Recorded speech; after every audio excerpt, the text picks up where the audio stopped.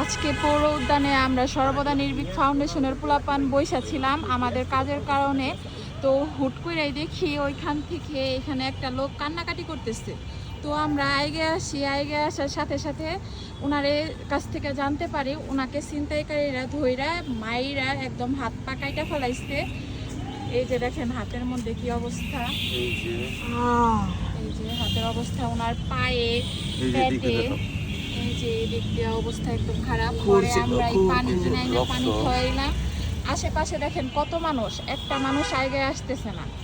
তো আসলে আপনার সাথে কি ঘটছিল? মূলত আমি কাজ করি, রাজমিস্ত্রির কাজ করি। আমি আসতেছিলাম ওই পুকুর পাড়ের ওখান থেকে 3-4টা পোলাপান আমার ধইরা জঙ্গলের ভিতরে নিয়ে মারছে, খুর দিয়ে আমারে করছে। খুর দিয়ে আমার গলার মধ্যে ধরছিল, জব করবার হয়েছিল খুর দিয়ে। পরে আমি খুর ফালাই দিয়েছি, পরে লাঠি দিয়ে বাইরে আমারে। আপনার কাছে কত টাকা ছিল? 1500 টাকা ছিল। আপনি রাজমিস্ত্রির কাজ করে সেই টাকাটা নিয়ে আসছেন? সেই টাকা নিয়ে আমি বাড়িতে নিয়ে যাবার চাইছি। ও আচ্ছা। আর আপনার কাছে কি ফোন ছিল? ফোন ছিল, একটা বাটাম ফোন।